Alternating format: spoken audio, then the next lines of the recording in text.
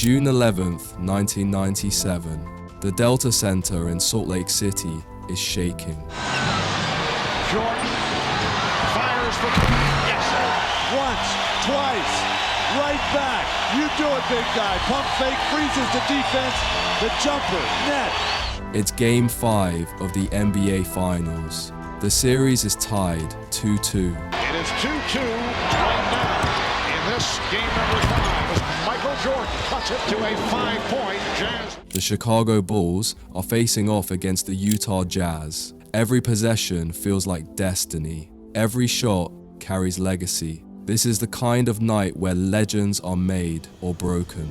But as the crowd erupts in anticipation, something feels off. Michael Jordan isn't on the floor. He's not warming up. He's not even in the arena. He's in his hotel room, curled into bed, drenched in sweat, barely able to sit up. He hasn't slept, he hasn't eaten, his body is in full collapse. Was it the flu? Food poisoning? No one really knew. All anyone knew was this. Michael Jordan was sick, really sick, the kind of sick that keeps most people bedridden for days. Most athletes wouldn't even try to lace up their sneakers, but Michael, he showed up anyway. He walked into the building looking like a man who could barely stand, and then he went out and scored 38 points. That night didn't just become a basketball moment, it became a symbol of grit, of willpower, of pushing beyond every imaginable limit. It became what we now know as the flu game, a performance so iconic it rewrote the standard of greatness. To understand how remarkable it really was, you have to understand the pressure. This wasn't just any game. The series was tied, the Bulls had lost Game 4 in Utah, and Game 5 was also on the Jazz's home court, a place where they were nearly unbeatable. Whoever won this game would go up 3-2, heading back to Chicago with a chance to close out the championship. For Jordan, it was more than a title shot. It was his 5th ring. At age 34, when every series felt heavier, every expectation more suffocating, and then his body failed him. It started the night before. Jordan was fine earlier in the day, but by nightfall, nausea hit. He was sweating, shivering, unable to keep food down. The next morning, the training staff found him on the hotel floor. Tim Grover, his longtime trainer, said, "I've seen him tired, I've seen him hurt, but I had never seen him like this." Coaches started drawing up plays, assuming Jordan wouldn't play. But then, against all odds, he sat up, looked at Grover, and said, "Get me my uniform."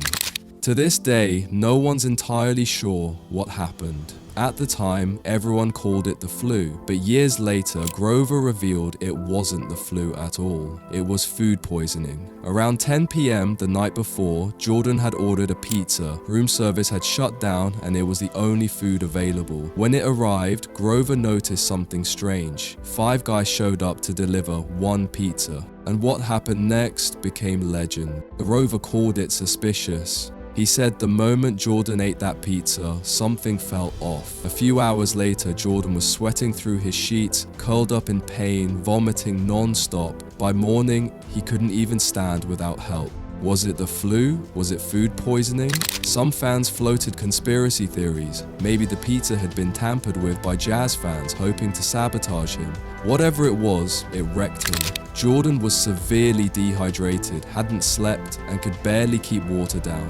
And yet, he told the team, "I'll play. I don't care what it takes." It wasn't ego, it wasn't stubbornness, it was the mindset of a killer, a competitor so locked in on winning that even a failing body couldn't keep him off the court. What followed wasn't just a basketball game, it was a test of human will, of mental toughness most of us will never understand. Most players wouldn't have even suited up. Yes, the finals are high stakes, but playing under the weight of sickness, with millions watching, and the fate of the championship hanging in the balance, that's not just brave, that's dangerous. But Michael Jordan wasn't most players. He wasn't chasing box scores or headlines, he wasn't trying to look tough for the cameras. He simply believed that if he could stand, he could play, and if he could play, he could win, because that's the essence of MJ. He wasn't fueled by comfort or routine, he was fueled by fire.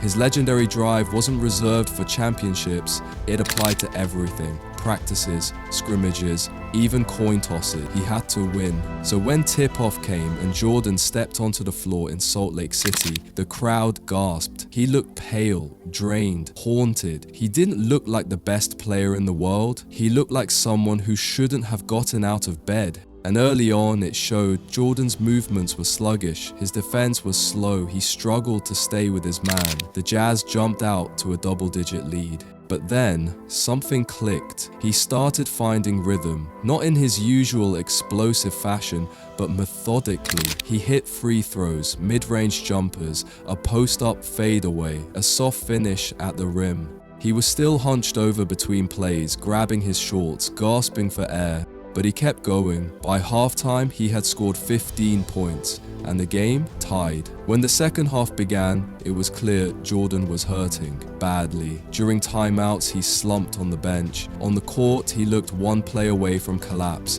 and yet he kept attacking. He dropped another 17 points in the second half. Every shot looked like it took everything he had. He'd shoot, stagger backward, and still sprint to get back on defense. It was like watching a man walk through fire. Willingly, Utah kept pushing back. John Stockton was dealing. Karl Malone hit his signature mid-range shots. The Jazz had momentum, home court energy, and the altitude on their side. But the Bulls? They had Michael Jordan even at 60%, maybe even 50%. He was still their anchor. And as Scottie Pippen would later say, he was so weak, I could see it in his eyes, but he wouldn't stop. And then, in the final minute of the game, came the moment that turned legend into legacy. The Bulls were clinging to a narrow 3-point lead. The ball zipped around the perimeter until it landed in Jordan's hands. He rose up calmly, slow, deliberate, as if his body wasn't begging to shut down, and launched a three. Bang. Nothing but net. There was no fist pump, no celebration. He didn't smile. Instead, Jordan turned and walked back down the court, slow and steady, staring into the Utah crowd like he had just taken everything they had. Seconds later, the buzzer sounded. Bulls win, 90-88. Then, Michael Jordan collapsed. He had given everything. His body couldn't even carry him off the court.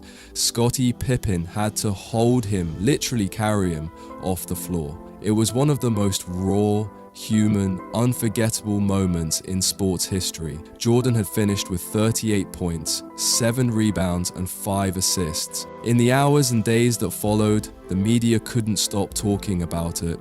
Every major network ran clips of Jordan hunched over, gasping for air, leaning on Pippen. Headlines called it heroic, unreal, and even inhuman. Fans across the world were left in disbelief. But while the world saw greatness, Jordan wasn't chasing admiration. He wasn't doing it for the cameras. He was doing it for legacy. That win gave the Bulls a 3-2 lead in the series. They'd go on to close it out in Game 6 back in Chicago.